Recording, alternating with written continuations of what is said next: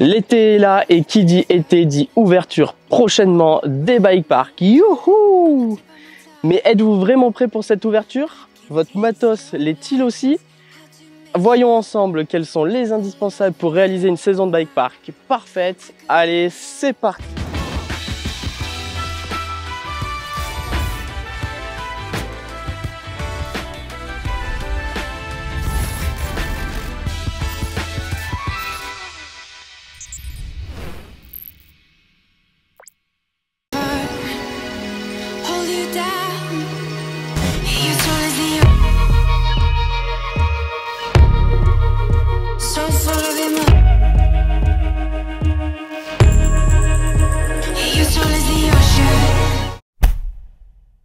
Rouler en bike park, c'est profiter des longs runs en descente sans jamais avoir besoin de pédaler en montée.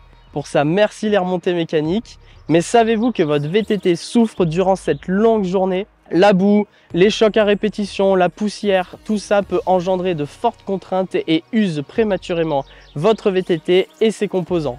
Pour rouler en bike park, vous avez la possibilité d'utiliser directement un VTT de descente qui est complètement prévu pour des longs runs et pour ce type de terrain-là. Mais vous pouvez également profiter d'un VTT enduro pour des journées bike park 100% plaisir. Nous vous conseillons dans ce cas-là d'avoir un débattement de 160 mm avant-arrière minimum sur votre machine.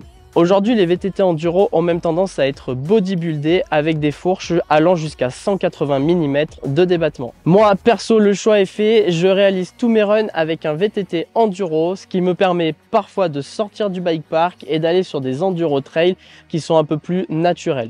Et aujourd'hui, pour l'occasion, j'ai le tout nouveau Radon Jab MX 9.0. Le VTT enduro idéal pour du bike park. C'est un VTT qui comprend 170 mm à l'avant, 160 mm à l'arrière en full carbone. Pour ceux qui l'auront compris, Jab MX signifie qu'il est monté en mulet, donc avec une roue 29 pouces à l'avant et une roue 27,5 à l'arrière. La gamme Jab comporte 3 modèles, le nôtre, le Jab MX 9.0, le Jab MX 10.0 et le Jab MX 10.0 HD. Les prix vont de 4 399 € à 5 499 € pour la version plus haut de gamme. De notre côté, le 9.0 à 4 399 € est plutôt bien équipé. Côté suspension, on retrouve la Rodshox Lyric avec la nouvelle cartouche chargeur 3.1 RC2 jumelée à un amortisseur Fox Float X2 Performance. C'est plutôt un bon combo pour faire du bike park. Au niveau de la transmission, on retrouve tout un ensemble de chez SRAM Eagle avec pas mal de GX et une manette NX.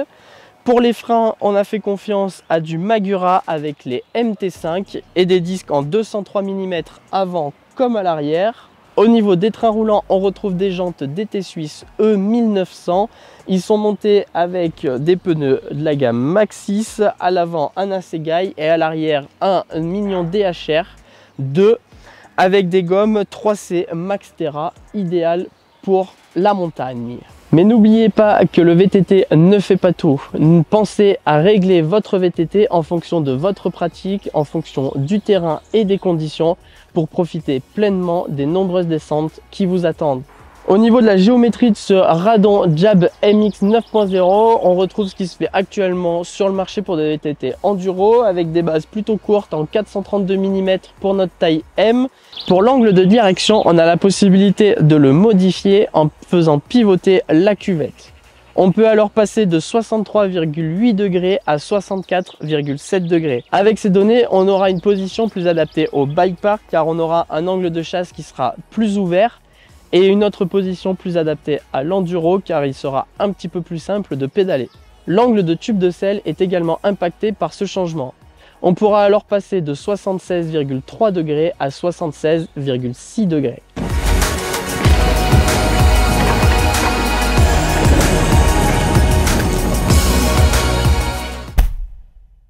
On ne part pas faire du bike park comme on part à la plage. Je vous conseille de vous équiper en conséquence, ça vous évitera toute blessure plus ou moins grave. Première indispensable, le casque intégral avec une mentonnière, ça vous protégera en cas de choc sur la tête et ça vous évitera quelques graves blessures. Avec le casque vient logiquement le masque Alors, vous pouvez malgré tout porter des lunettes de soleil avec le casque intégral, mais je vous conseille le masque qui englobe plus facilement toute la partie des yeux et vous protégera plus facilement de la vitesse, donc des projections dans les yeux comme la poussière, les cailloux, les branches ou toute autre projection. Pour le reste du corps, je vous conseille obligatoirement les petites genouillères, les gants longs et puis pour vous protéger le dos, une dorsale.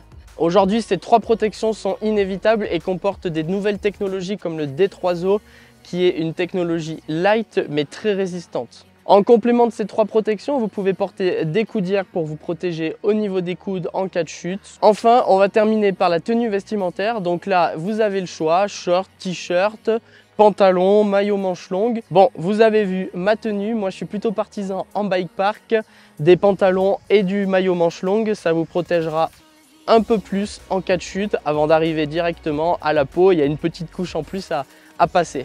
Avant de passer au conseil suivant, que vaut ce Radon Jab MX 9.0? Eh ben, on a été agréablement surpris. C'est un vélo qui est plutôt joueur en descente. Il a envie de s'amuser avec les moindres aspérités. C'est assez fun à prendre en main et on a envie de s'amuser en bike park. On est même allé faire un petit tour de vélo à la pédale pour voir ce qu'il avait dans le ventre dans la montée. Et ben c'est plutôt correct. Bon, c'est pas une foudre de guerre, vous n'allez pas aller gagner des podiums en cross-country. Mais quand on monte au train, voilà, c'est plutôt agréable. Il faut prendre son temps. À la montagne, on peut profiter comme ça des paysages. Et l'avantage, c'est que ça vous permet de sortir du bike park si vous voulez faire une ou deux spéciales un peu typées enduro, un peu plus naturelles, avec de la piste à remonter à la pédale. Ah, la nourriture, nous y voilà. Non, sans blague, le bike park, ça creuse. Si vous voulez garder du jus et ne pas avoir de chute toute la journée, être lucide, je peux que vous conseiller de manger durant toute la journée. Généralement, tous les bike parks ont des restaurants au pied des remontées mécaniques, mais vérifiez avant votre venue qu'ils sont ouverts. Mais si vous êtes comme moi, que vous aimez les stats, que vous voulez rentabiliser la journée pour faire un maximum de run, je vous conseille d'emporter votre sandwich pour pouvoir le manger en quelques minutes et puis repartir au plus vite. Vous pouvez même, pour gagner encore plus de temps, le manger durant la remontée en télécabine. De plus, tout au long de la journée, je vous conseille de grignoter pour rester en forme. Bar, gel, banane, moi, petite compote. Voilà, ça se prend rapidement et ça permet de toujours garder du jus.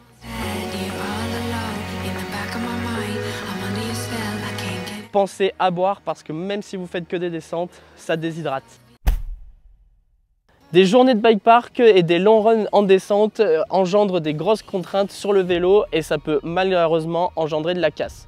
Alors moi, ce que je vous conseille, et c'est également ce que je fais, c'est que j'ai toujours sur moi un petit peu de matériel de réparation, mais vraiment que pour la petite réparation, la petite mécanique. Donc j'entends par là le multi-outil, la chambre à air, des monte-pneus et puis une pompe ou alors une cartouche de CO2 et son percuteur. Pour ça, vous avez la possibilité de les laisser sur le vélo via une sangle. Vous avez la possibilité dans les dorsales, certaines dorsales ont des poches, donc on peut facilement le glisser dedans. Et pour ceux qui roulent avec une banane, de le glisser dans la banane. Moi, de mon côté, sur le Radon Jab MX 9.0, j'ai une petite boîte à gants qui est super pratique. Donc là, j'ai un façon boa, c'est un façon boa et puis ça se soulève et je peux tout glisser dedans. Je peux même glisser ma nourriture, ma veste. Là, j'ai le kawaii qui est dit glisser dans le cadre parce qu'on sait qu'à la montagne, ça peut parfois vite changer. Donc, on peut facilement y mettre sa chambre à air pour n'avoir rien à transporter ou sur soi ou sur le vélo. Bon, le petit matériel, c'est bien, mais en bike park, parfois, on peut arriver avec des casses qui sont plus importantes. Donc moi, ce que je vous conseille, c'est d'avoir toujours un peu du matériel de secours et du matériel plus conséquent que vous laissez dans la voiture. En bike park, c'est facile, on redescend toujours au point de départ, donc vous pouvez facilement réaccéder à votre voiture. Donc moi, généralement, ce que je laisse, c'est un dérailleur de rechange, un câble, ça peut être une chaîne, un pneu de rechange aussi très important parce que dans les bike parks, suivant où vous êtes, s'il y a beaucoup de pierres, vous pouvez facilement, même si vous avez des carcasses renforcées, vous pouvez facilement déchirer un pneu. Et dans le cas les plus extrêmes, si vous avez la possibilité, ça serait bien d'avoir directement une paire de roues de rechange, comme ça vous pouvez facilement au cas où changer changer la paire directement. N'oubliez pas non plus de laisser dans votre voiture pompe haute pression, pompe à pied, et puis vous pouvez malgré tout prendre aussi un pied d'atelier, et surtout n'oubliez pas votre caisse à outils avec toutes les clés BTR, toutes les clés cassettes, etc. pour réparer malheureusement et au cas où tout problème mécanique. Bon, alors ce petit Jab MX 9.0, on voit qu'il a ça dans le sang, le D-, c'est ce qu'il aime, c'est ce qu'il affectionne. Alors sur les pistes de bike park, quand ça tournicote dans les virages, c'est plutôt sympa. La roue arrière en 27.5, elle aide vraiment à positionner le vélo dans les virages, ça le rend très dynamique. Le duo de suspension également fonctionne très bien. On était resté sur les réglages préconisés par les constructeurs, donc Rodshox et Fox, et franchement on a été bien surpris parce qu'on a affiné un tout petit peu les réglages, mais c'est plutôt ça nous a bien convenu, c'est bien convenu aussi au terrain, et ça donne de la réactivité au vélo. Dans les virages, quand on sort du virage, on a de suite un bon renvoi du vélo pour facilement tourner et facilement se relancer derrière. Dans les airs, le vélo il est plutôt stable, il est même très stable. Il vous met en sécurité et il vous envoie ni sur l'avant ni trop sur l'arrière. Et pour ceux qui ne sont pas très à l'aise, vous serez rapidement rassurés. Bon, il faut être honnête, au début on a eu un peu de mal à prendre en main le vélo.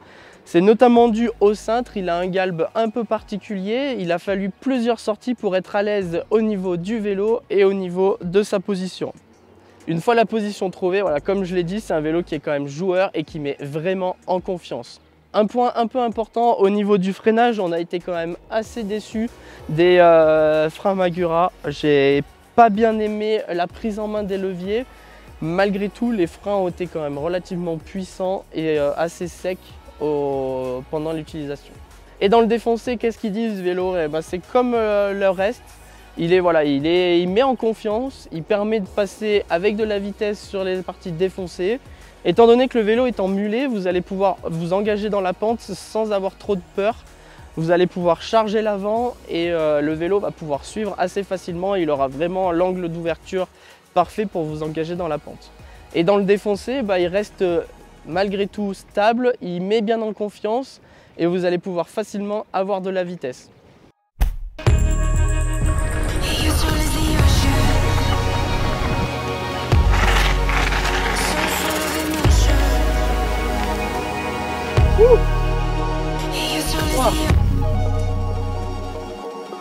Je ne pars jamais sans un peu d'argent avec moi et je vous conseille de faire pareil. Bon, ok, j'ai mon téléphone qui me permet de payer sans contact, mais j'ai toujours un billet de 10 ou 20 euros, ce qui me permet plus facilement de m'arrêter, boire un coup, ou si j'ai un petit problème, de pouvoir pallier à ces problèmes. Et puis vous l'avez peut-être remarqué, mais je pars jamais sans ma petite GoPro. Ça me permet d'enregistrer et de garder des souvenirs de mes superbes descentes, de garder les souvenirs de ces belles journées en bike park. Voilà, si vous avez la possibilité d'avoir une action cam, pensez-y.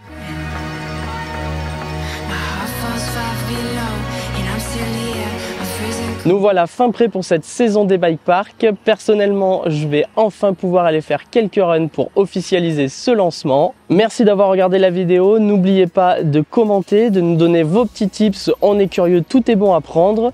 On se retrouve pour une prochaine vidéo, mais pour ça, abonnez-vous et activez les notifications pour être au courant des futures actualités.